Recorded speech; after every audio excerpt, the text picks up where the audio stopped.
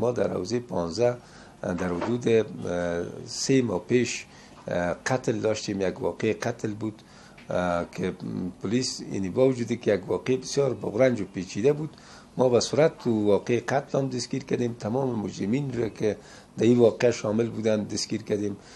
بعض سرقت‌های خرد و ریزه در حدود 3.5 تا 4 ماه قبل بود، اونا را هم گرفتیم. فعلا شکر به فضل خدا ما در حوزه 15 کوچکترین مشکلی که مبنی به این باشه که در اوج وضعیت از لحاظ جرم و جرایم خراب باشه ما نداشتیم.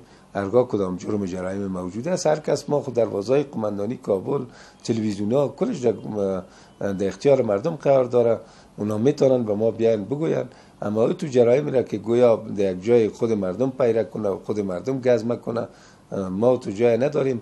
با وجودی که ما نظر ما است که پلیس مردمی در بعض جای ایجاد شود، فرض مثال مردم در تامین امنیت کتی مردم کتی پلیس همکاری کنه، لیکنی که به این شکل بوده باشه این به این شکل نیست.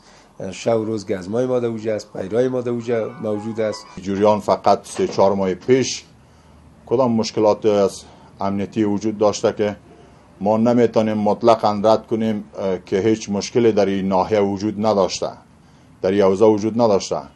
شاید هم مشکل وجود داشته از لحاظ امنیتی، اما به اون طوری نبوده که وکیل صاحب محترم اونا در تلویزیون مصاحبه کردن که بعداً برای ما گفتن که تماما حرفای ما را نگذاشتن. ما اینطور یعنی پلیس خود مورد انتقاد قرار نداشت، صرف ما همکار با پلیس بودیم که غرفه های را اونجا 1-2-3 غرفه را بالا کرده بودن به ارتباط به اینکه ما با پلیس خود همکاری میکنیم و پیراداری توسط مردم محل. و جریان همین رقم بود. مدت 1 ماه میشه فضل خدا گوش شیطان کرد، توفیق خداوند، همکاری پرسنل جدید ما که فعلا آمده، عامل صاحب خود دیروز آمده بود، مدیر صاحب جنو 1 ماه میشه آمده، فضل خدا گوش شیطان کرد. فعلا ما آرام هستیم دسته. البته در طول 2-3 ماه هیچ کام مشکل امنیتی ما ندیدیم.